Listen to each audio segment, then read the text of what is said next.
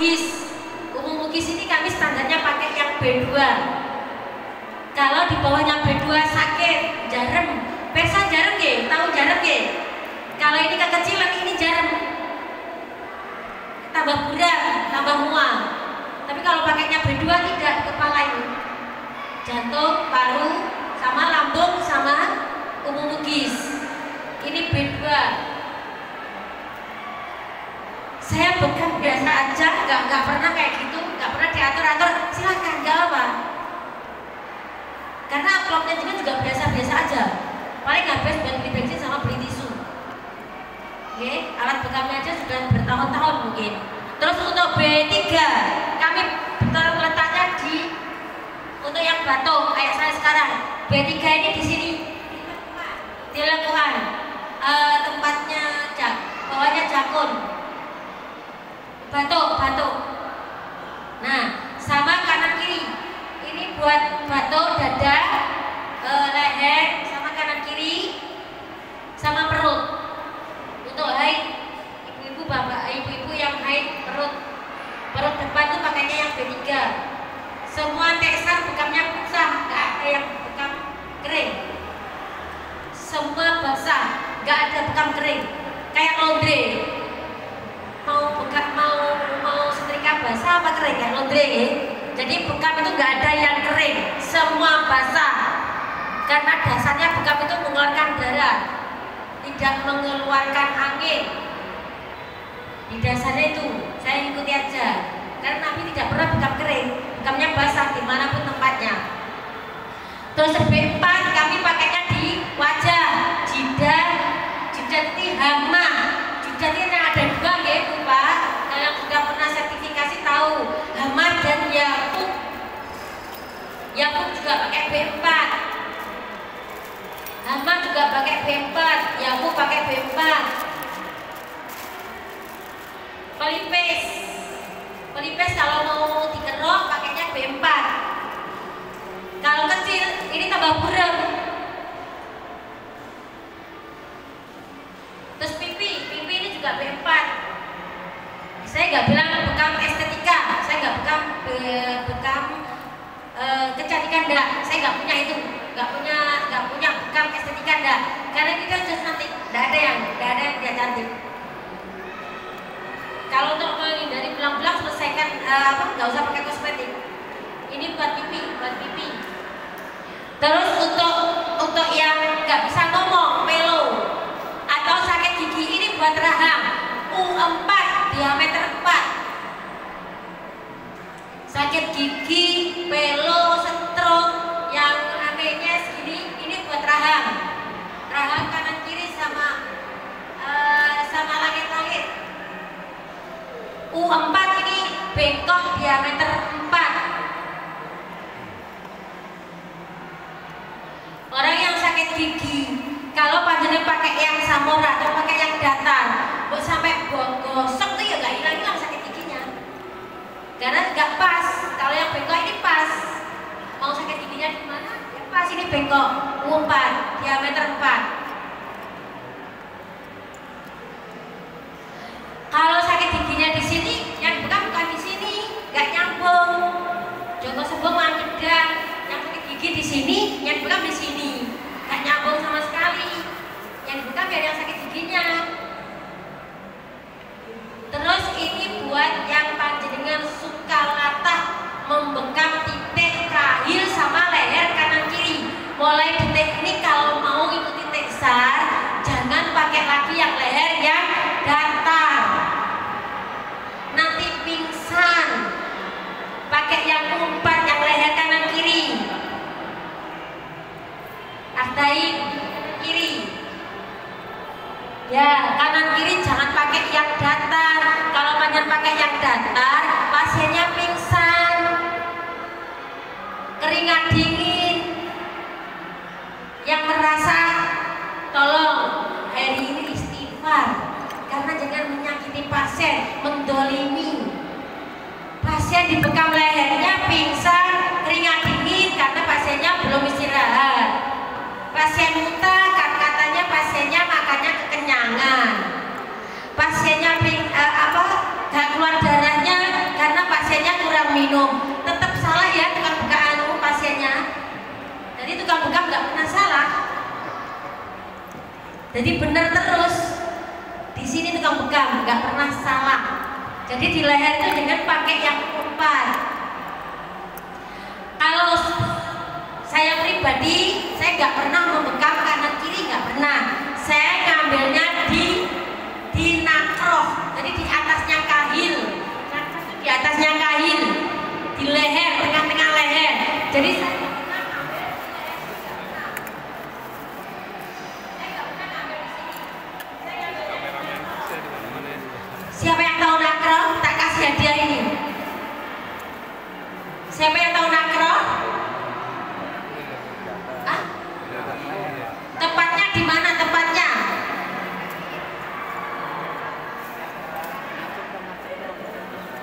Mana Pak? Tempatnya Pak? Sudah pernah membekam di atas kain? Sudah pernah? Terjadi pelo enggak? Terjadi malpraktek enggak? Itu pada titik larangan. Titik dilarang bukan titik larangan. Titik dilarang. Kalau larangan kan ada yang melarang seluruh dunia. Ini titik dilarang. Siapa yang pernah membekam di nakroh? Pelo ndak? Lumpuh ndak? Enak? Enak, Masya Allah. Nanti ingatkan ya Bu yang kuning dapat hadiah ini satu. Oke? Jadi tidak ada titik bekam yang bikin lumpuh, bikin pelo, bikin nggak bisa ngomong. Itu nggak ada. Itu hoax. Terus yang ini C0, tempatnya di atasnya kahil, namanya titik nakroh. Sama lipatan di kaki.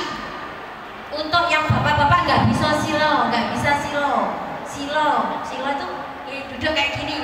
Siapa yang silonya lama-lama sakit, itu dibekam di lipatannya. Lipatan kaki, di lipatan kaki. Ya, yang C0 diameter 5 sama lipatan lipatan ketiak ini. Lipatan ketiak apa tahu keluhannya? Ada benjolan. Ibu-ibu yang ada benjolannya biasanya, bapak-bapak gak begitu. Ibu-ibu munculnya pun hanya tanggal tua. Tanggal muda benjolan ketiak gak ada. Ini di benjolan ketiak sama di lipatan kaki. Yang nggak berani ngacung, yang nggak berani bekam lipatan kaki ngacung, bapak-bapak nggak berani apa belum berani? Anak kemakan uang takut lumpuh Untuk ini biasanya untuk yang varises. Ini varises ampuh Bu Pak. Kalau dibekam di sini varises itu ampuh. Ampuhnya kenapa? Karena kalau varises bekamnya pakai yang datar, dia akan muncul tambah keras. Tapi kalau pakai yang bengkok, dia tidak akan keras. Varisesnya nggak akan keras. Dipakai pun dia akan lembek, keluar darah pun enak. Kalau pakai gelasnya yang datar, ditambah keras, darahnya nggak begitu keluar. Itu varises itu 2 jam. Kalau varisesnya banyak, insya Allah menipis. Kalau nggak banyak ya agak sedikit. Tapi kalau dioperasi itu lama. Kalau dibekam 2 jam, insya Allah menipis. Satu tempat satu tempat. Varises harus hilang. Kalau varises nggak hilang, berarti tukang bekamnya masih takut-takut atau nggak berani. Berani nggak bekam varises? Berani nggak? Berani. Kalau nggak berani nanti jabri WA 4 mata saja. Kalau nggak berani, nanti kami akan bareng-bareng. Kalau bekam tidak berani, bolehkah bekam nanti diambil selain orang muslim? Boleh? Nggak boleh. Setuju? Ya, setuju. Nggak boleh Kalau saya nggak boleh, kalau saya nggak ridho. Makanya setiap apapun, setiap keluhan harus dibekam. Jangan takut. Kalau jenengan takut ada yang berani loh. Karena saya pun ada komunitas yang mengundang selain orang muslim. Saya nggak mau. Emang. Karena orang Muslim sendiri takut dengan aturan, bukan takut dengan hadis, takut dengan aturan. Maka hadis sudah memerintahkan sebaik-baik pengobatan adalah percaya, sebaik-baik pengobatan adalah bekam. Percaya. Ada hadis yang lain yang percaya sebaik-baik pengobatan adalah bekam, ngaco? Semua ngaco nggih? Percaya nggih? Ada satu aja nggak percaya, saya pulang. Oke, sebaik-baik pengobatan adalah bekam. Tapi nggak boleh. Bekam orang begini tuh nggak boleh. Kata siapa? Di hadisnya loh, sebaik-baik pengobatan adalah bekam. Iya itu kan gini. Kok ada soal tapi? Boleh tapi. Nah, kalau sudah menyangkut tapi itu angel. Terus untuk kesleo kami pakainya B8, bengkok kesleo.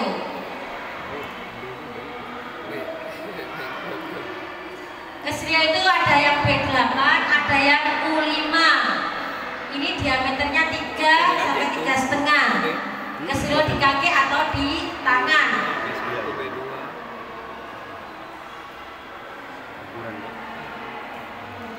Dan kesleo itu harus tuntas dengan bekam karena hadisnya ada. Gak boleh dibekam, itu harus diginikan dulu. Kata siapa? Karena belum percaya dengan hadis, belum murojaah hadis. Lawang contohnya ada, hadisnya ada, masa Nabi ngapusi. Lawang kesleo kok dipijat, tambah bengkak gak? Sudah pernah membekam orang terkilir belum? Belum ge?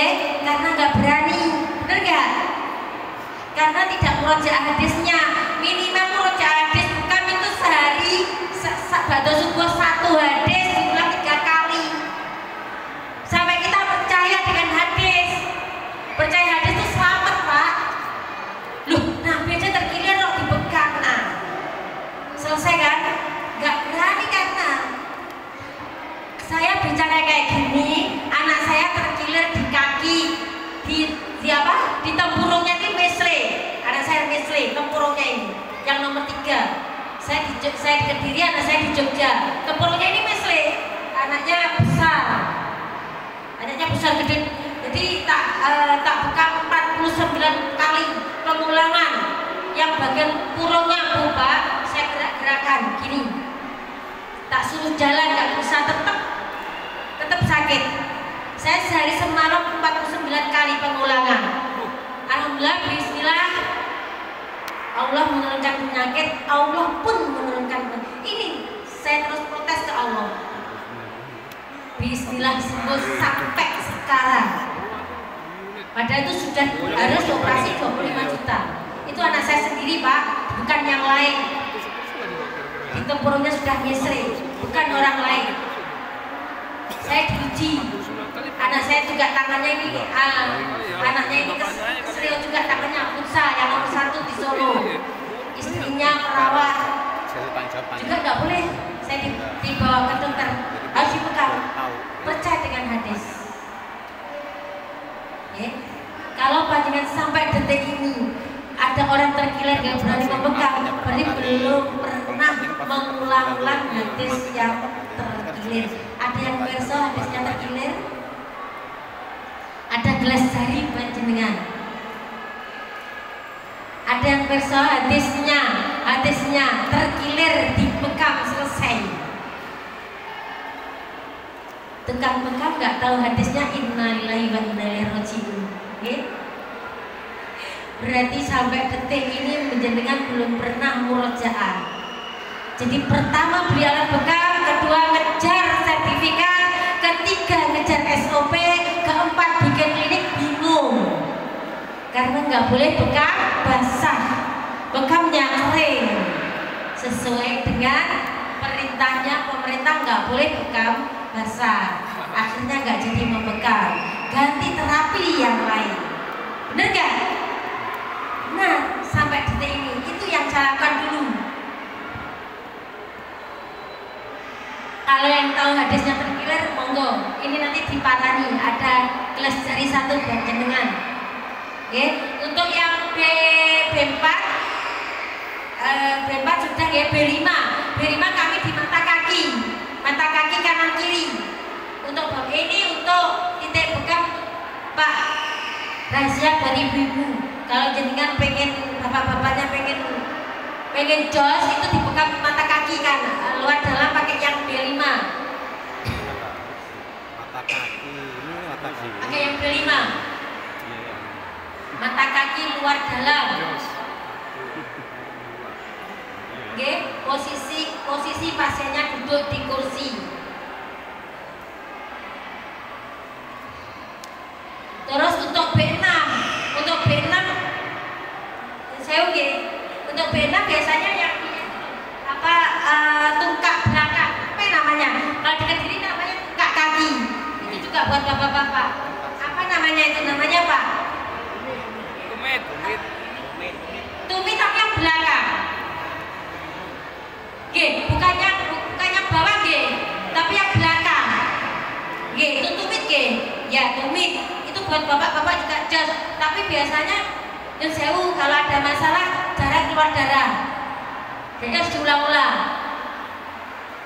Ada masalah dengan ibunya, berarti darahnya atau lama tidak dipakai, itu darahnya memang agak sulit keluarnya, biar bisa dideteksi di situ.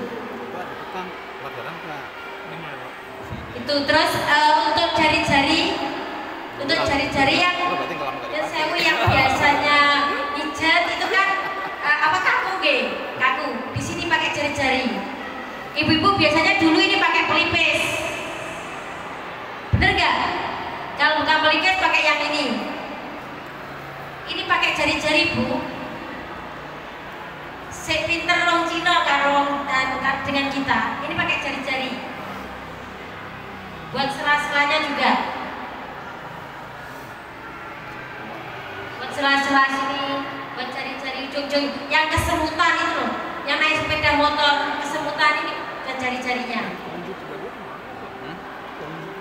Jadi Cina itu bikinnya sudah sedemikian rupa sehingga ini titik bekam semuanya bisa selain lubang alami. Jangan salah. Jadi kalau panjenengan pemilihan alat bekam harus benar.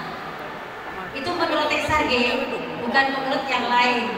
Bukan Tesar bukan yang paling benar, enggak. Tapi ini standar dan menurut Tesar. Kalau ada yang lebih bagus, lebih benar silakan. Asal jangan ada masalah dibawa ke ruang Tesar.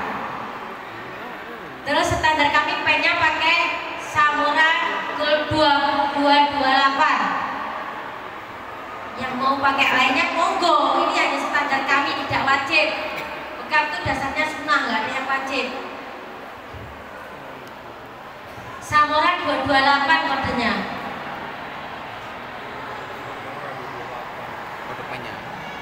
Terus jarumnya kami pakai Misawan 21G. Kalau masih pakai yang lain atau punyanya yang lain, dilanjutkan, nggak apa-apa, tidak salah, tidak dosa, karena ini tidak wajib. Tapi kalau ada masalah di lapangan, jangan dibawa ke ruangan Tesar, jangan dibawa ke grup Tesar kalau ada masalah di lapangan. Kalau belum standarnya Tesar, kalau di grupnya Tesar ada masalah, dibawa ke grup Tesar, kalau belum standar alatnya, kami tidak akan menjawab. Ngapunten, bukan apa-apa, nanti panjang. Urusannya panjang tidak selesai. Apalagi ada yang telepon. Bukan saya nggak mau ditelepon, saya menjawab pertanyaan di WA itu nggak ditelepon, orang satu menjawab. Tapi kalau di WA bisa 100, 500 bisa menjawab, karena kan WA. Tapi kalau di satu orang telepon mengganggu yang lain. Saya jawab 24 jam. Kalau ada pertanyaan, yang penting nggak malam. Berarti 12 jam ya, nggak 24 jam. Insya Allah saya jawab. Kalau 24 jam kayak UGD berarti ya Mas. Insya Allah saya jawab. Selama itu standarnya alat bekamnya sesuai Tesar, membekamnya sesuai Tesar, insya Allah saya jawab. Kalau masalah pertanyaan masalah upah Saya kalau ditanya upahnya bekam berapa, 500.000. Banyak sekali, kok nggak diamini, amini aja dulu. Yang penting amin dulu. Entah itu nanti takdir Gusti Allah, sekian bagus ya Allah. 5 pernah nggak bapak-bapak ibu-ibu 55.000 suruh nyusui? Saya pernah Pak Bu. Saya punyanya 5.000 suruh nyusui, tak susui. Tapi di rumah Masya Allah pasien menunggu. Saya datang ke pasien 5.000 suruh nyusui, di rumah banyak yang nunggu. Itu kan gantinya.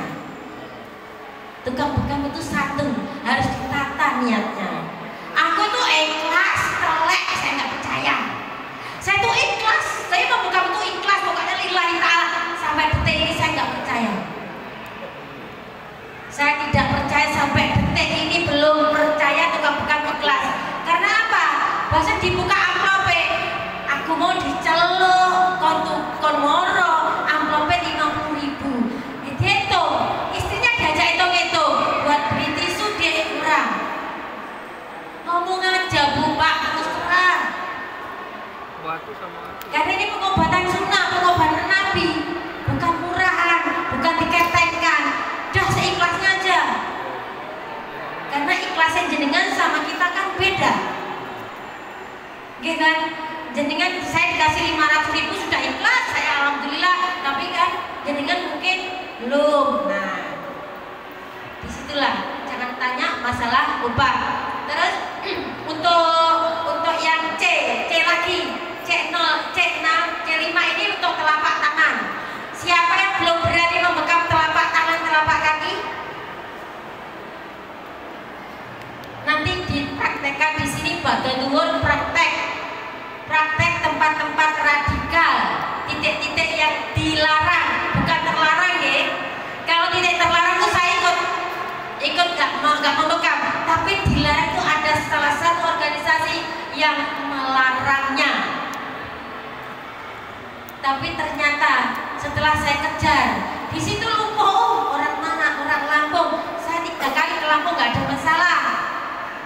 Siapa tukang bekamnya, siapa yang dibekam, siapa yang membekam, saya pengen tahu. Oh itu rahasia. Kalau rahasia jangan ngomong, jangan disebar di Facebook, jangan disebar di WA.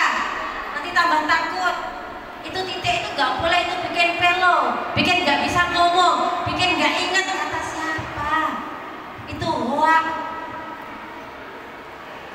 Kalau hoak itu Masya Allah. Kalau jenengan bekamnya hanya ngejar sertifikat, inilah jadinya seperti saya. Saya dulu tiap pelatihan setahun full, belum pernah bekam pasien, pelatihan terus, setiap sertifikat tak tempel di tembok, agar pasien saya percaya kalau saya juga pernah pelatihan. Inilah Umi Nadra bekamnya profesional, karena sertifikatnya banyak, tempel. Ternyata apa? Bado dibekam pasiennya gatal. Yang pernah bukan pasiennya gatal, itu bukan darahnya panas dingin, itu bukan pernah karena yin dan yang, itu wah sudah tak lakoni semuanya. Itu karena gelas panjangan 1. Dicatat Pak, pernah pakai alkohol. Saya tidak melarang jenengan pakai alkohol. Catat, saya tidak pernah melarang. Jangan diviralkan kalau Umi Nadra bekamnya nggak pakai apa, tidak memperbolehkan pakai alkohol. Enggak, kalau saya pribadi nggak pernah pakai, tapi saya tidak melarang. Karena jenengan ragu, luwat tak bakal dibekam semprot alkohol, spray. Oke, pasiennya gatal, oh bapak ini kena gula tinggi, blegedes. Oh bapak ini kolesterolnya tinggi, blegedes. Padahal kata Ali bin Abi Thalib, kata-kata itu bisa membuat orang tambah sakit. Pak jenengan kolesterolnya tinggi, Pak jenengan gulanya tinggi, pulang dari jenengan gulanya atau kolesterolnya tambah tinggi enggak? Tambah tinggi, karena mindsetnya panjenengan bawa ke situ. Apa kok tahu Pak? Lah jenengan kalau di kop aja sudah gatel. Jenengan kenapa tidak mengoreksi diri sendiri? Jadi kalau pasien gelas, pasien 1 24 gelas. Jadi harus disendirikan. Kalau pengen terima pasien 5 sehari, kalian harus menyiapkan juga. Kalau besar-besar semua 4 kali 5 harus ada 20. Jadi ini jangan cepet-cepet kopkan lagi seperti. Kalau ada temen yang kayak gitu ikut baksos, tak keluarkan. Jangan ikut baksos saya. Aku gila kayak gitu. Jadi kebersihan itu pangkal dari, kalau nggak bersih berarti tukang bekamnya kurang bersih, bukan kurang iman. Oke? Karena sudah bawa iman kok, sudah bawa iman ke sini. Itulah di lapangan kenyataannya gitu. Itu karena pernah pakai alkohol. Saya tidak melarang ya, mau pakai alkohol, mau pakai Baikin, mau pakai apa yang buat lantai itu terserah, jangan mau pakai apa. Tapi saya pribadi benar-benar nggak pakai. Terus kata nomor 2-nya, panjenengan biasanya tidak pernah pakai minyak zaitun sedikit, cicit gitu aja, langsung dipop, cek. Kuat semua. Oh iya itu gini. Gulanya tinggi mungkin, kolesterolnya tinggi. Nah, coba dilepas, diminyaki lagi, ngekopnya jangan nafsu. Pelan-pelan, ngekopnya pakai hati, jangan hati-hati. Kalau hati-hati ini kecegur. Kalau pakai hati enak Pak. Karena hadisnya kalau nyari tukang bekam tuh yang halus. Ada loh hadisnya. Jangan enggak, bekamnya cet melepuh, katanya pasiennya gulanya tinggi. Pak kemeruh lagi tukang bekamnya. Kemeruh lagi. Ini melepuh, kemeruh lagi. Gulanya tinggi nih. Jenengan kurang gerak, jenengan kurang minum, kemeruh lagi. Jenengan pingsan ada jennya, tukang bekam nggak ada jennya ya Mak. Banyak jennya tukang bekamnya. Ngerasani tukang bekam yang lain, itu jennya tukang bekam. Oh iya, tukang bekam sana belum berstandarisasi, belum berhologram, belum ber SOP. Bahasan pasiennya semaput, SOP-nya lali. Saya sudah ber SOP, menang lagi kan? Tukang bekamnya nggak salah lagi, benar lagi. Itu yang gatal. Yang kedua, jadi gelasnya kurang besar, minyaknya kurang. Kalau tempatnya titik gatal itu di mana toh? Di kahil, di pundak, sama di perokok yang jantung, sama paru, sama pinggang. Itu aja. Yang lain nggak ada gatal. Kalau memang diabetes gatal, itu gatal semua. Sampai kaki-kaki gatal. Ini enggak. Itu makanya saya kenapa pakai yang gelas yang besar itu biar nggak gatal, biar nggak keluar cairan putih. Kalau sudah cairan putih selesai bekam nggak boleh, itu imunnya sudah keluar, ikut dan kemeruh lagi tukang bekamnya. Padahal itu kalau dilanjutkan enak banget kalau kecil. Tapi gelasnya harus yang besar. Kalau jenengan pakainya tetap di tempat yang aman, pakai yang samora, lah monggo silakan. Ya itu tadi, amplopnya nggak lebih dari 50, habis buat bensin dan tisu. Itulah yang saya alami dulu di Kediri, mungkin di Depok belum ada atau banyak. Ya itu gatal. Terus nomor 3, gatal tuh belum tuntas. Biasanya gatal tuh baru dibekam 1 minggu, gatal terus. Pada dibekam nyampe rumah masih terasa gatal. Itu biasanya belum tuntas, itu diulangi. Karena bekam jenengan bekamnya 1 kali isapan. Standar kami 1 titik minimal diulang 3 kali pengulangan. 3 kali pengulangan.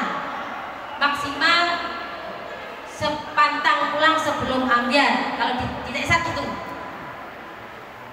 Kalau hanya sekali dibekam bisa dikering, itu gatal Pak. Kalau hanya sekali segera amplopnya keluar, lah monggo. Tapi jangan bilang proses, karena hadisnya nggak ada yang bilang di dalam bekam ada proses. Adanya di dalam bekam ada kesembuhan. Nah itu masih gatal satu minggu, proses nanti akan hilang sendiri.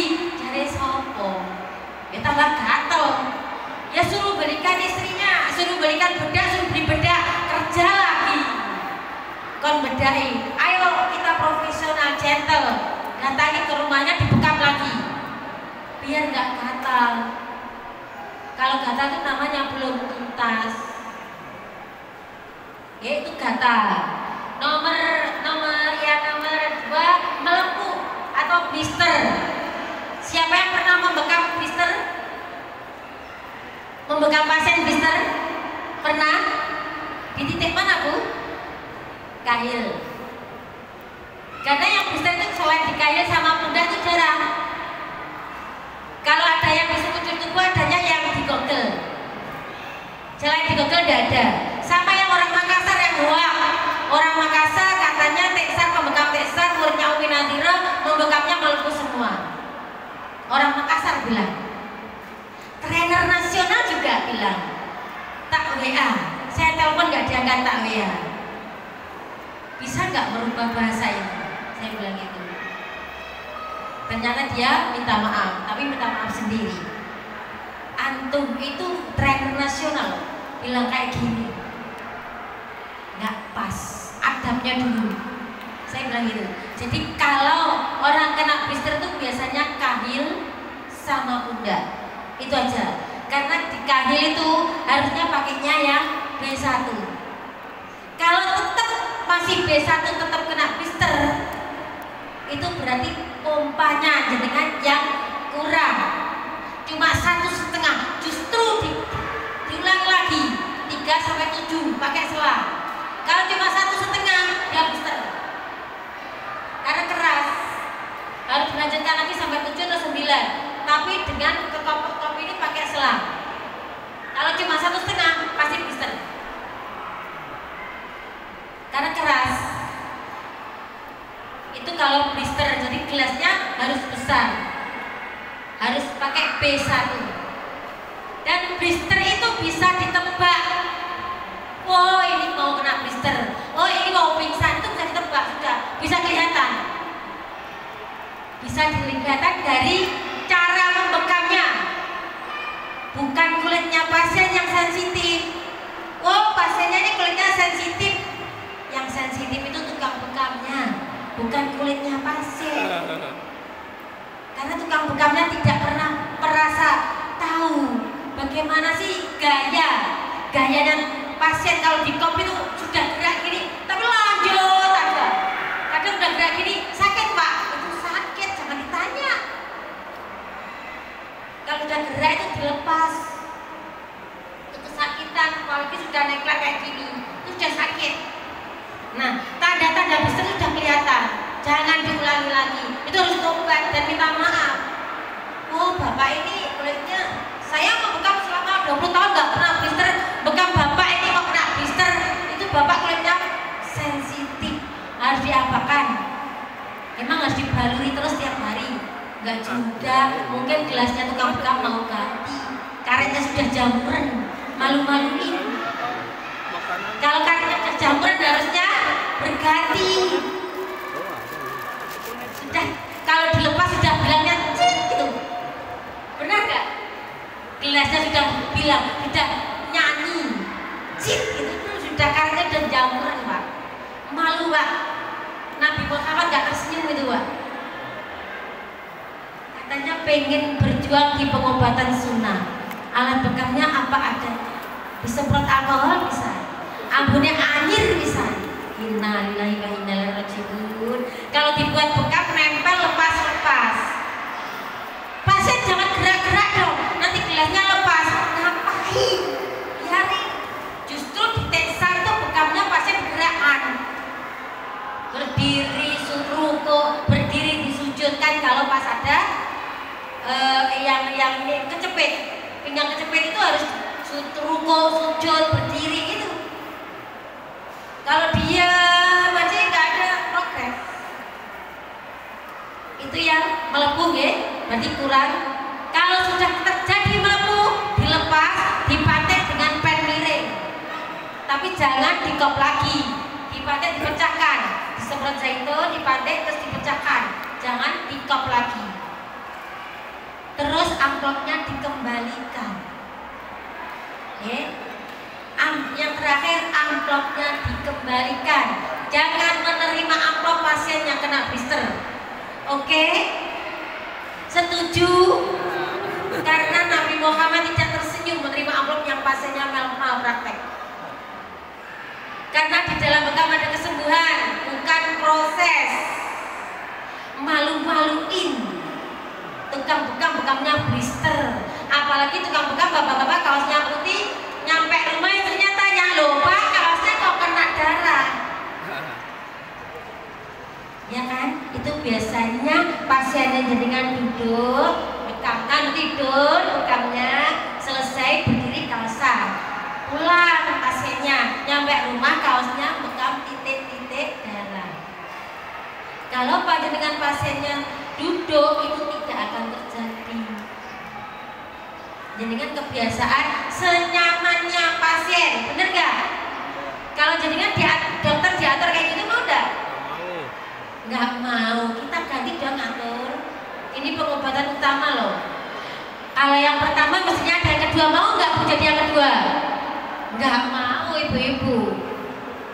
Pengobatan yang utama. Kalau pengobatan pertama ada, pengobatan yang kedua, ada yang ketiga. Ibu-ibu nggak mau yang kedua, yang ketiga, nggak mau gitu. Terus pingsan atau keringat dingin, pernah nggak terjadi? Itu bukan karena pasiennya belum sarapan, pasiennya belum istirahat, bukan. Kalau toh sudah istirahat nggak capek, ngapain bekam? Nggak usah bekam. Karena itu keringat dingin, pasien biasanya ngambil kahilnya bukan di B1. Langsung aja kahil, pundak kanan kiri, leher kanan kiri, jantung kanan kiri, 5, 7 bersamaan. Bener gak? Bener? Terus langsung keringat dingin. Kenapa?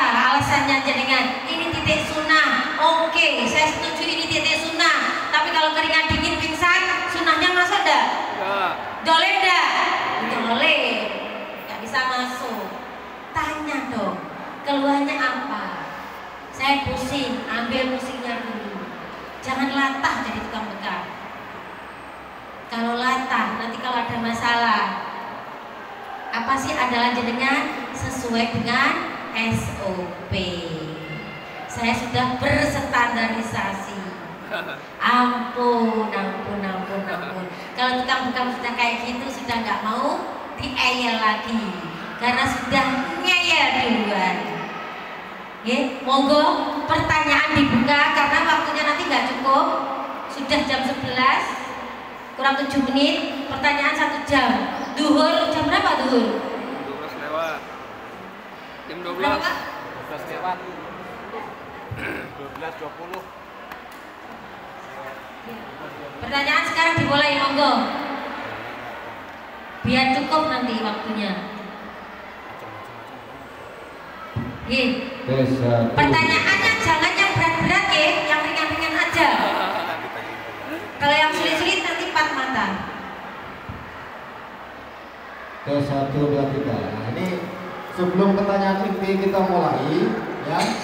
Sebelum pertanyaan inti kita mulai, saya ada sedikit kuis. 1 pertanyaan dulu buat pembuka. Saya ingin tahu tugasnya pembekam itu apa? Sebutkan. Tak kasih hadiah. Nah, nih ada pin tiksak. Nah, silakan tugas pembekam, Ibu hijab coklat.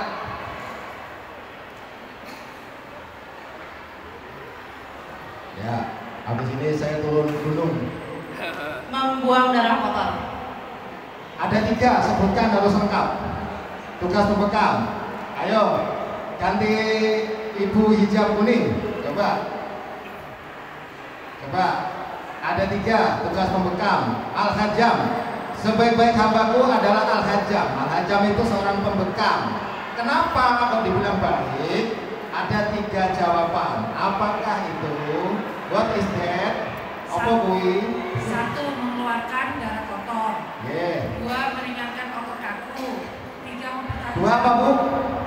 Meringankan otot kaku. Ya, ketiga. Mempertajam pandangan mata. Oke, menajamkan penglihatan. Betul. Ini pinnya, silakan Mbak Ella diberikan. Ibu siapa bu? Tugas Al-Hajam adalah pertama mengeluarkan darah kotor, kedua meringankan otot yang kaku, yang ketiga menajamkan penglihatan. Kalau ada pertanyaan, Bu, Mas, mata kuning, min plus, katarak, glaukoma dan lain sebagainya, bisa nggak dibekam, gitu kan? Yang tugasnya pembekam itu menajamkan penglihatannya sangat-sangat bisa. Ya, oke Mbak Ella dimulai. Pertanyaan pertama, aku tak turun belum juga turun. Siapa yang mau nanya pertama? Ahwat dulu ya, Iwan nanti belakangan.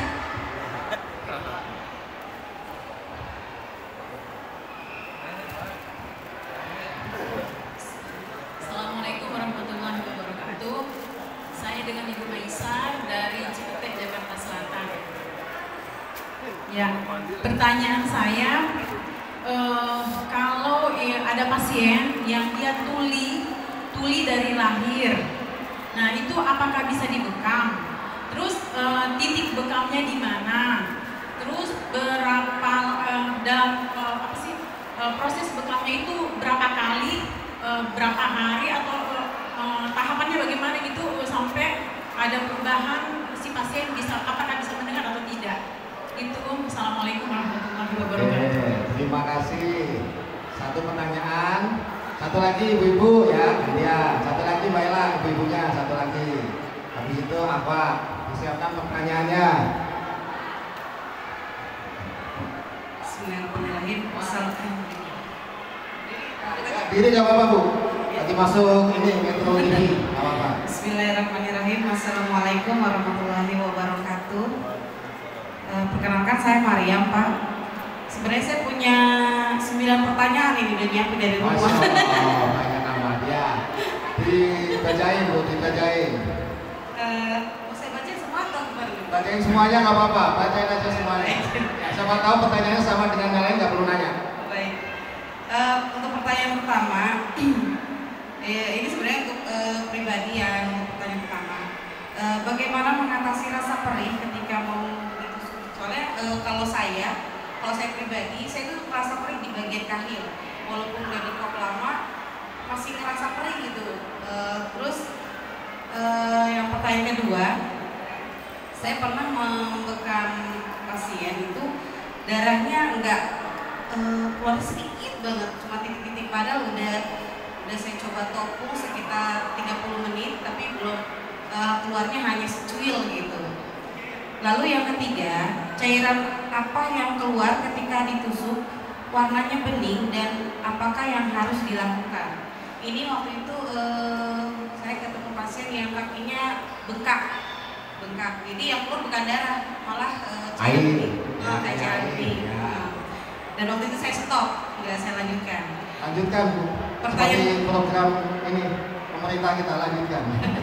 Lalu pertanyaan keempat, apakah yang perlu dipertimbangkan atau dipersiapkan saat menerima pasien yang sudah lanjut usia selain kondisi kulitnya?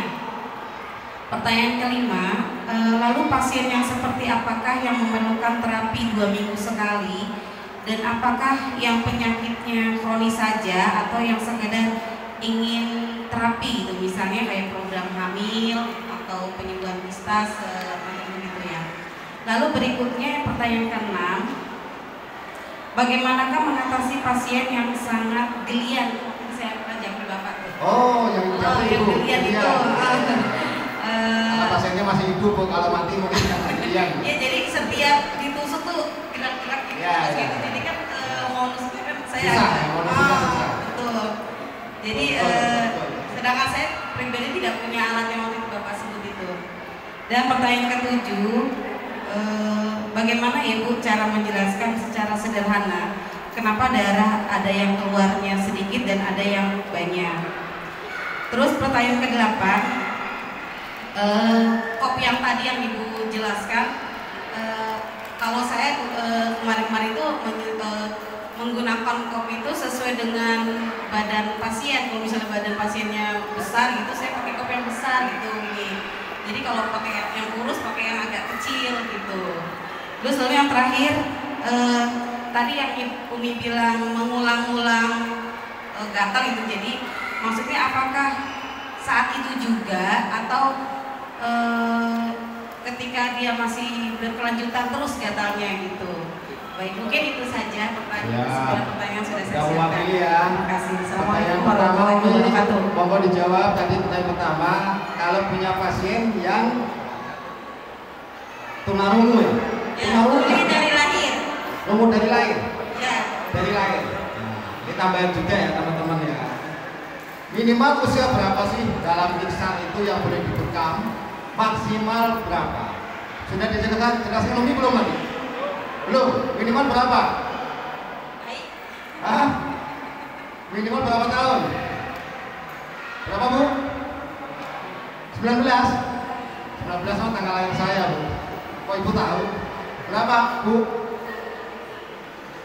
Dari lahir sampai meninggal? Minimal 100 hari Umi. Minimal 100 hari kalau diperiksa ya.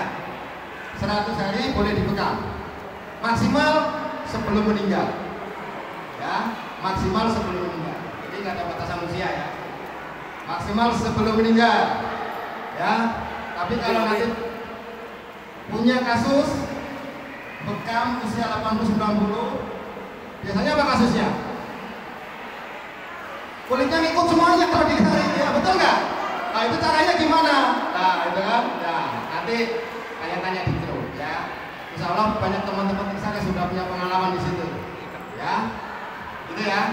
Pertama Umi, monggo Umi dijawab pertanyaannya kalau ada pasien yang tuli dari lahir, terus kira-kira jarak antara bekam pertama kedua itu berapa lama waktunya? Kalau saya merawat pasien itu yang sejak lahir tuli belum pernah menerima. Tapi kalau tulinya karena operasi 2 tahun baru bisa mendengar, bicara, dan jalan serta melihat. Itu karena operasi, bukan sejak lahir. Kalau sejak lahir saya belum pernah terima. Kalau benjolan-benjolan kayak hernia, benjolan di leher yang kecil, bayi-bayi kecil saya terima, walaupun sejak lahir. Tapi untuk kasus tuli, bisu itu karena efek dari operasi. Selama terapi 2 tahun karena efek operasi ya.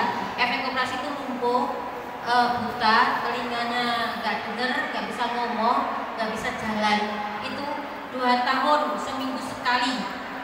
Itu baru dia sudah bisa, tapi ngomongnya nggak sempurna, jalannya sudah nggak bisa tiring. Kalau sejak lahir saya belum pernah menerima. Oke? Ya, baiklah, apa? Ya, ntar dulu Bu, nunggu mic-nya Bu, biar suaranya nggak habis. Ya. Gini kalau misalnya pasiennya itu dia kan tuli dari lahir, terus sekarang dia udah besar gitu. Apa masih ada jalan keluarnya agar dia bisa pendengarannya bisa berfungsi? Jadi kalau sejak lahir saya belum pernah mengobati. Tapi karena ada masalah dari operasi kayak operasi otak itu saya tangani. Saya pernah tangani dan berhasil. Paham ya Bu ya? Paham ya? Jadi Umi belum pernah nangani kalau pasiennya yang memang tuli dari lahir. Tapi kalau memang tulinya karena mungkin banyakkan minum obat, karena habis selesai operasi, ya, nah alhamdulillah pernah ditangani Umi sampai sembuh. Dan ini pernah saya alami juga Mi. Saya baru-baru ini nanganin pasien habis diangkat tumor otaknya, usianya 7 tahun. Ya, setelah diangkat tumor otaknya tidak bisa gerak sama sekali, total. Yang kelop-kelop tinggal matanya. Videonya ada, nanti saya kirimin di grup. Itu saya tangani. Akhirnya saya bantu bekam. Pokoknya bismillah, bekam ini banyak itu ngobati. Belum mati total. Tangan kakinya sudah kaku, bahkan ini sudah begini. Ini sudah kayak orang patah. Akhirnya beberapa kali saya terapi bekam, ya ibu ya, itu saya lakukan seminggu sekali. Ya, bahkan tadi saya konsultasi sama bapak, 4 hari sekali nggak apa-apa mas. Yang penting di titik yang beda. Kalau di titik yang sama, seminggu sekali dipersilakan. Yang penting bekasnya sudah hilang. Ya, paham ibu ya. Alhamdulillah sekarang dia sudah bisa gerak, tangannya bisa gerak, kakinya bisa gerak, dan sudah bisa mengeluarkan air mata. Tapi sedihnya saya, selangnya itu ditanam di dalam otak seumur hidup. Sekarang usianya udah 10 tahun, itu udah 3 tahun. Ya, jadi tanam dalam otak, selangnya dilarikan ke lambung, pembuangan cairan. Nggak pernah makan, makannya cuma minum susu 3 jam sekali. Jadi kepalanya akhirnya agak gede kayak virus paru. Teman-teman, pertama, kedua pasien saya 3 bulan terakhir ini saya punya pasien itu cuci darah semuanya. Cuci darah semuanya pasien saya kebanyakan. Ada yang seminggu sekali, ada yang seminggu 2 kali, ada yang seminggu 3 kali. Ada yang cuci darahnya plus kena stroke. Oh, ya kan? Udah cuci darah plus kena stroke bapak pasien saya. Ada lagi yang cuci darah itu pembengkakan jantung, kadar gulanya tinggi di atas 500. Nggak udah cuci darah, lalu ada komplikasi yang lain. Ada lagi yang cuma cuci darah toh. Ya, saya cuma berpikir, ya Allah, saya dipanggil sebagai tukang bekam. Memang nggak mau saya aku bentuk kan nggak juga kan? Ya tetap saya bekam bu. Tapi saya bekamnya sebelum dia cuci darah. Contoh, cuci darah seminggu 2 kali, hari Selasa dan Jumat. Saya bekamnya kalau nggak hari Senin ya hari Kamis sebelum cuci darah. Ya, itu yang saya lakukan. Artinya apa? Karena saya meyakini bekam ini kan membuang racun. Sedangkan orang cuci darah, darahnya diambil itu juga buat buang racun juga. Tujuannya sama gitu. Jadi saya bantu dulu dengan bekam. Ya, ya alhamdulillah orangnya merasa enakan, nggak bengkak dan lain sebagainya. Itu pengalaman saya teman-teman ya. Jadi upgrade ilmu bekam kalian. Nanti kalian akan ketemukan teman-teman dengan pasien yang upgrade juga. Kalau ilmu bekamnya teman-teman begitu-begitu aja, gitu. Ketemunya ya asam urat, kolesterol, darah tinggi. Setuju ya? Setuju teman-teman? Tapi kalau ilmu bekam kalian insya Allah nambah, upgrade ilmunya teman-teman. Nanti ketemunya dengan pasien-pasien yang kronis, ya. Insya Allah, yang tumor, yang ini, benjolan dan sebagainya. Gitu ya. Yang nanti saling sharing. Kalau tentang pengalaman nggak bisa ngomong dan nggak bisa denger pasca operasi, saya juga udah pernah 2 bulan udah bisa ngomong, udah bisa denger. Itu emang awalnya belum bisa langsung dibekam karena kurus banget, jadi saya totok dulu. Pas pertemuan ketiga baru saya bekam di Umu Mugit sama di area dekat sini. Akhir, pundak, pundak, tingkat leher. Ya. Dia matanya juga nggak pelipis, samping pelipis saya bekam. Terus saya rahang, saya konsultasi sama Umi Nadiroh waktu itu. Alhamdulillah 2 bulan sudah bisa bicara, sudah bisa jalan. Tadinya koma bu, nggak bisa ngapa-ngapain, minum pakai selang ya, pakai selang minum, bisa minum susu doang. Sekarang udah bisa. Emang sih selangnya tertanam di otak sampai ini belum bisa diambil. Kasihan ya. Coba kalau teman-teman jadi tukang bekam, ya Allah, sebagai hambaku loh, ya kan, adalah al-hajam, barang pembekam, termasuk didengar ketika bekam seseorang. Makanya kalau pernah melihat video abah kita, ya kan, udahlah kalau kalian dipanggil untuk bekam, jangan mikir upah. Kita ini sedekah. Kalau abah ngajarin saya gitu, kita ini sedekah di situ. Insya Allah nanti digantikan. Ya, teman-teman mungkin tahu saya lah ya. Saya itu mungkin pembekam yang punya gaji, ya kan? Itu saya, teman-teman. Ini ada masih sisa 5 orang nih. Jadi abah, saya ini bekam tapi digaji. Jadi setiap dapat pasien ini, Mas Padi, pokoknya saya terapi. Mau dibekam seminggu sekali, sebulan 4 kali, 5 kali, silakan. Pokoknya setiap ketemu tak kasih segini ya. Mau saya berapa aja lo saya terima. Jadi setiap awal bulan itu dapat gajian pun saya, udah kayak pegawai. Tapi ada juga teman senior saya, ya kan? Dia cita-cita lucu-lucuan saat kumpul ya. Saya loh mas, bekam itu dibayarnya pas gajian. Bekam dulu, gajian baru dibayar. Itu saya baru dengar gitu ya. Oh ya ada kayak gitu. Tapi karena kita pembekam, nggak usah mikir ke arah sana, ya. Pernah juga Umi dari Ibu Tinsa, dia saya, Mas Madi, saya dipanggil sama pasien ini, ya kan? Saya ngikutin Mas Madi, infak terbaik, ya kan? Saya naik Gojek katanya, bayar 35.000, pulang pergi 70. Pas amplopnya dibuka sampai rumah berapa Bu? Dikasih 30.000. Ah besok nggak ngikutin Mas Madi lagi. Gitu kan? Inilah dunia lapangan. Tapi saya ngikutin abah saya. Udah mas, kalau memang ada pasien yang minta dibekal, Bismillah, sedekah, lihat kita, ya. Barangkali di situ memang tidak ada yang kebetulan. Allah mempertemukan dengan kita lewat pasien kita, moga-moga lewat perantara kita disembuhkan. Kan gitu Bu ya? Nah itu. Oke lanjut untuk pertanyaan kedua, Mbak Ella. Apa? Bagaimana mengatasi rasa perih atau sakit pas dibekam? Biasanya di daerah kaki ya. Kahil. Oh kahil. Kahil. Oke. Selama ini pakainya yang nomor berapa? Jarumnya?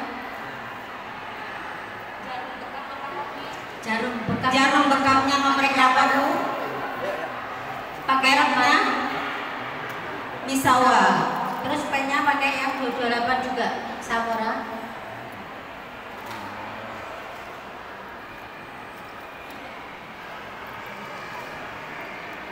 Samora untuk itu silver itu silver kan, silver Itu gol. Sudah luntur, golnya sudah luntur. Coba. 28 ya, sampun benar, sudah benar.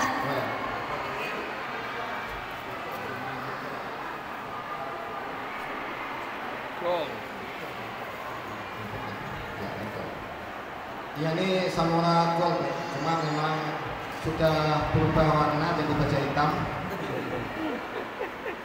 Itu kalau dilihat dari Samora 228 ya, itu yang kardusnya biru, bukan hijau. Ya. Kalau nggak ungu. Dilihat dari ujungnya Ya, kayak jadi bukan Samora. ininya nggak stabil.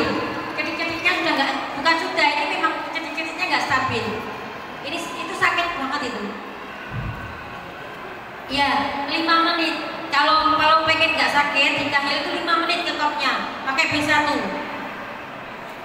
Ya, makanya jadi kan fokusnya pertanyaan yang sakit kan, biar nggak sakit. Ini pakai kahilnya pakainya B1, 5 menit, ngekop keringnya 5 menit. Baru ditorek. Oke, 5 menit. Itu jadi jenengan bukan menyalahkan pasien, kita yang berubah. Ngapain yang lain nggak sakit tapi yang kahil tersakit? Ayo inovasi. Ya, jadinya pengen jenengan udah nggak stabil itu, jadi-jadinya udah nggak stabil. Ya, itu bukan Samora Go yang 228. Ya. Oke, pertanyaan kedua. Ya, jadi berubah dulu. Di kop 5 menit pakai B1 5 menit. Kalau masih sakit, nah itu jangan pori-pori, mengamati ke saya pori-pori. Nanti kalau masih sakit bilang ke saya di WA saja. Ya. Ya. Jadi kalau sakit ditanyakan Umi. Kenapa darahnya sedikit? Di mana titiknya? Kalau darahnya sedikit, orang tadi kan pertanyaannya dengan ada yang darahnya sedikit. Ya betul. Tak catat ini, jadi kan lupa. Ya. Untuk titiknya di mana? Di seluruh tubuh. Ya karena nancap semua ya. Gelasnya nancap semua, gelasnya nggak sama, jadi gelasnya geldil. Jadi darahnya geldil, ada yang sedikit, ada yang paling sedikit, hanya yang luka, hanya yang keluar darahnya, benar kan? Coba lebih fokus lagi membekamnya, sesuai dengan keluhan, bukan sesuai dengan permintaan. Ya paham ibu-ibu. Gelasnya standar yang saya utarakan yang di depan tadi. Jangan gelas semua tempelkan B1, B2 doldil. Ini aja sudah nggak nyaman, pasien ini sudah nggak nyaman. sesuai dengan keluhan, bukan dengan permintaan. Kadang-kadang jenengan disuruh bekam keluhan, sikilku, kakiku ini juga nggak enak nih bekam. Akhirnya tubuhnya udah 13 titik, dia minta lagi bagian kaki, bekam 16 titik. Akhirnya bisa. Jadi teman-teman ya, pasien yang harus ngikutin kita. Saya sampai detik ini tidak bisa diintervensi sama pasien. Saya nggak pernah bisa. Mas, ini nggak enak banget. Bisa sekalian dibekam nggak? Oh maaf Pak, kalau bekam begini boleh 4 hari lagi atau seminggu lagi di titik yang beda. Ya kan? Saya nggak pernah saya lanjut. Ya, bekam sesuai keluhan, jangan permintaan. Pernah Nanti kuman. pas paksa pasiennya saya suruh pulang, dibekam nggak mau, diapain nggak mau. Lah, ibu mau kesini mau diapain? Saya suruh pulang.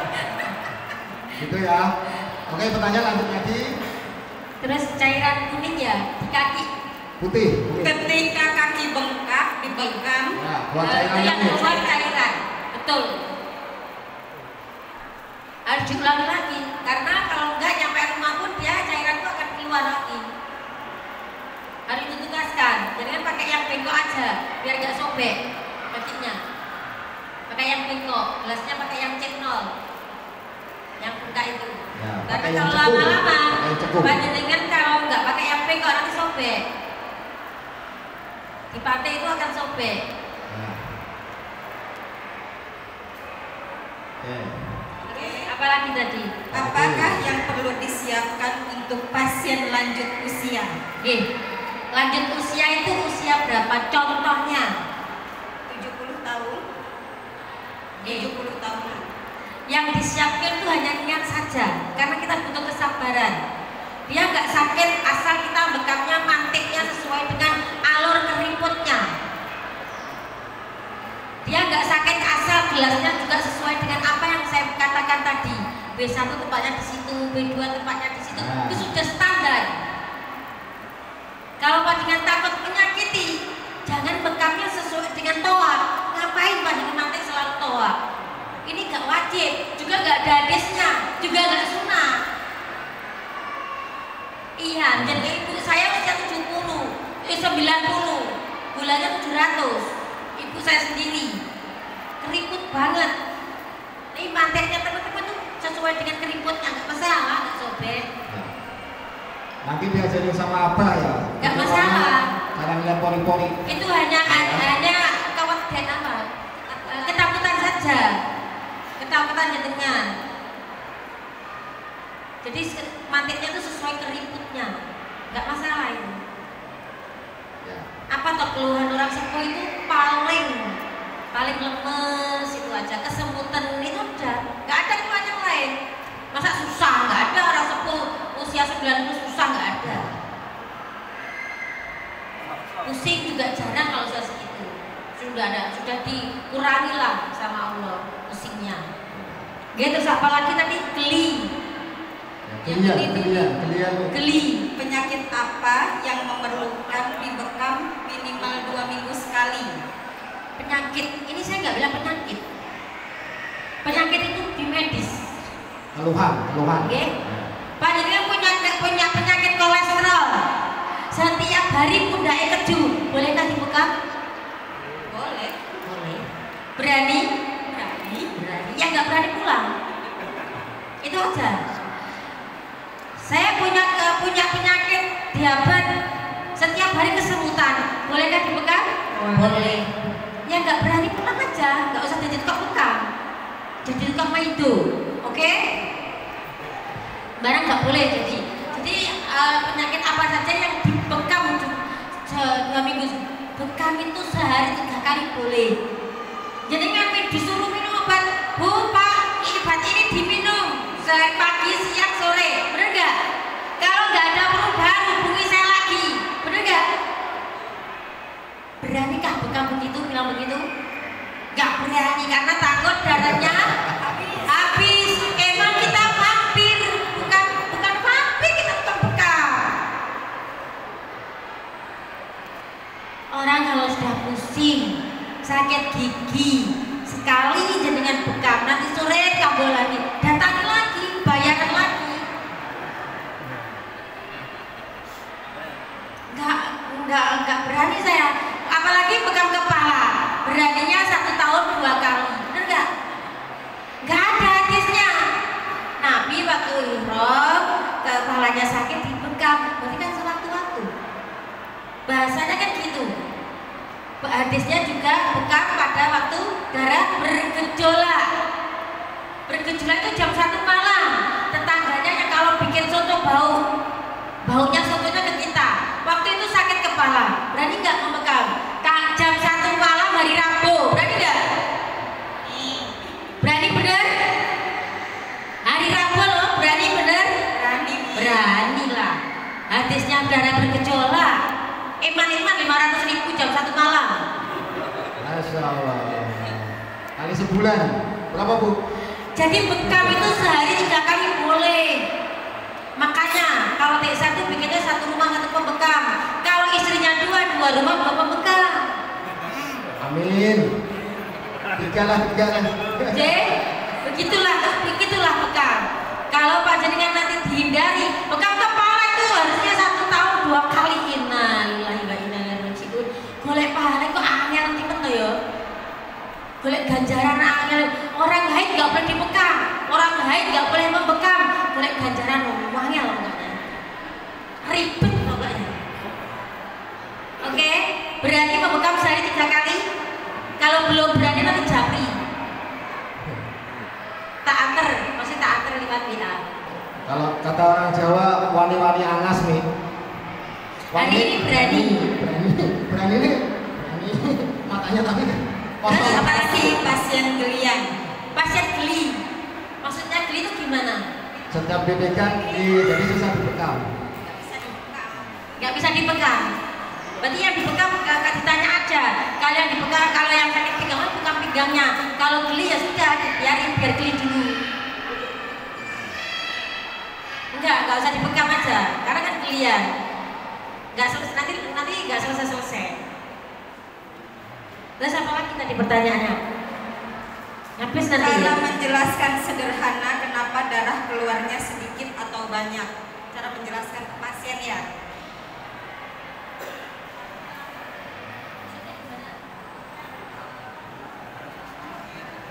Ya. Kok tahu? Padahal bekam belakang. Pasien kok tahu kalau darahnya sedikit. Berarti jadi informasi dari tukang bekamnya. Bener nggak? Ya betul. Kenapa nggak dibalik? Alhamdulillah Bu, keluhannya hilang ini nanti. Kenapa nggak dibalik? Pasien kalau jenengan bilang Bu, kenapa darahnya kalau sedikit? Pasiennya tanya kembali ke tukang bekam. Bingung kan menjawabnya? Inilah tukang bekam yang selama ini di lapangan sok kemeruh. Bukan komunikatif, enggak. Itu sok kemeruh. Bu, kok darahnya sedikit? Padahal Bu kalau bekam di mana-mana darahnya banyak. Nah inilah yang bikin mindset pasien itu dia akan down. Mungkin atau apa penyakit saya terlalu banyak ya? Atau mungkin bagaimana? Kurang apa? Betul kan? Nah itulah kenapa gak kita kembalikan dibalik. Alhamdulillah Bu, walaupun sedikit ini sudah enak. Bahasa inilah yang dibutuhkan tukang bekam. Di hadisnya ada.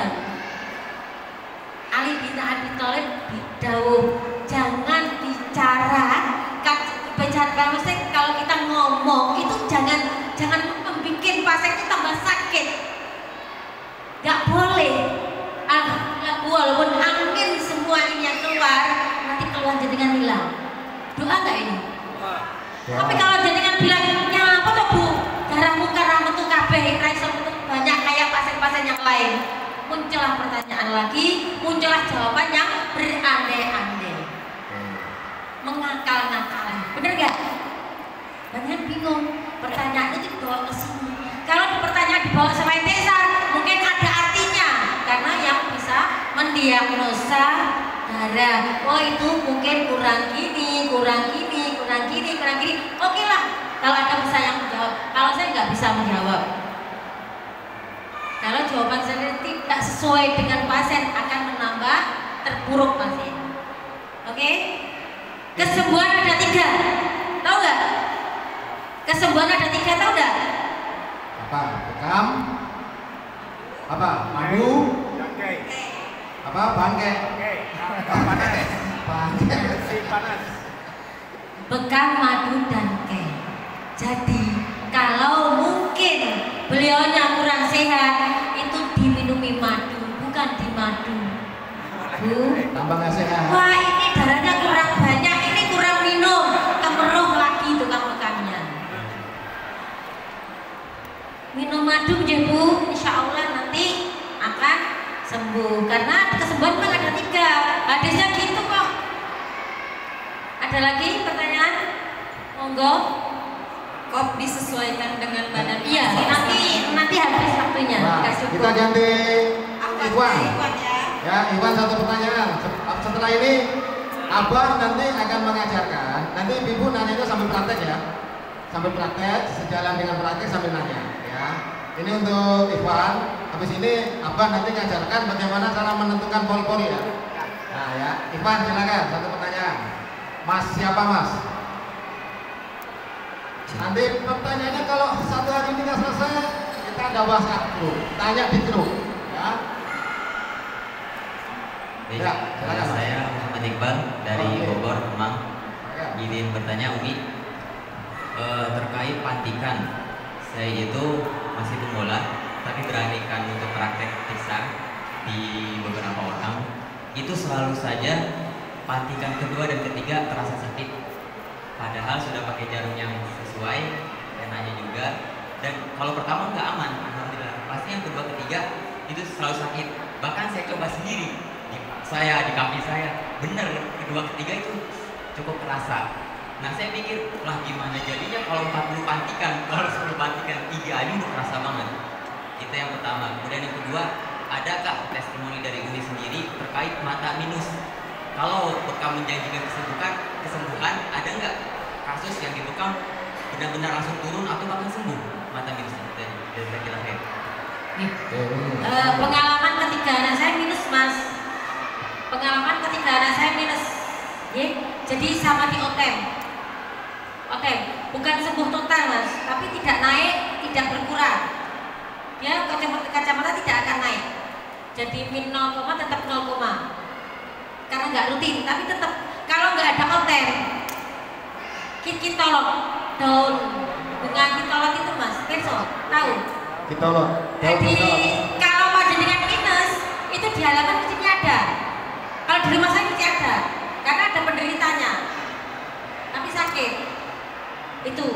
Kalau kitol itu diteteskan sehari 3 kali. Cuma ganti daunnya. Pagi diteteskan, dibuang, siang metik lagi, sore metik lagi. Kalau testimoni lepas, ada di pasien lepas. Kalau anak saya sendiri belum lepas. Untuk pantikan ketiga dan keempat atau ke-21 bulan 21. Anak saya 49, tidak terasa sakit Mas, tapi tutupnya dilonggarin. Kalau memang terasa sakit, tutupnya dilonggarin. Tetap berdiri, jangan miring. Kami standarnya mantenya berdiri ya, tidak miring. Kalau terasa sakit dilonggari, kalau nggak sakit nggak usah dilonggari. Itu aja.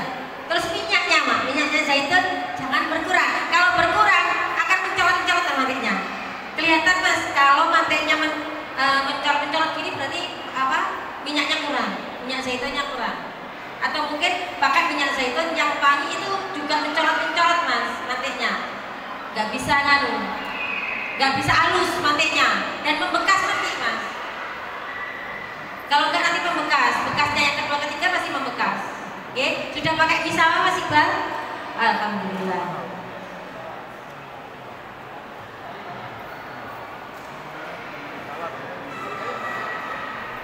Biasanya di lingkungan ada Mas. Kalau di situ ada penderitanya, Allah mesti menumbuhkan obatnya di situ. Tahu kan? Mesti ada kan biasanya?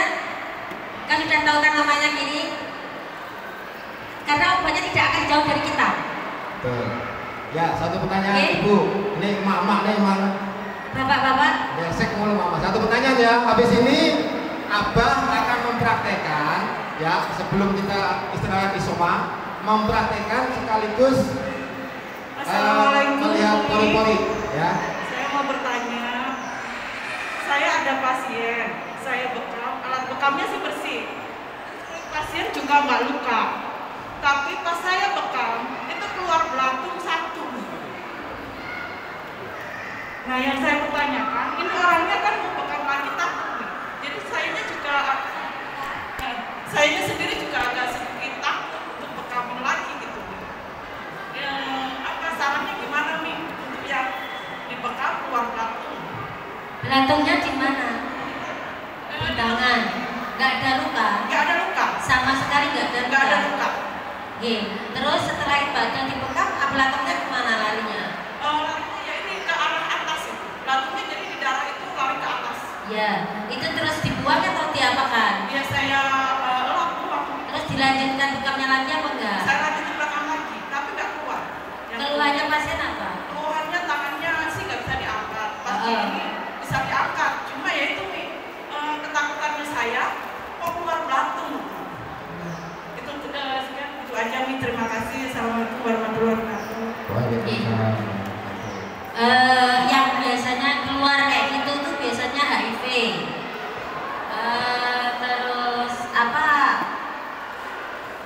Yang penyakit aneh-aneh itu yang nggak luka loh, nggak luka itu biasanya HIV, itu biasanya keluar tapi dari kemaluan biasanya keluarnya. Goreng enak.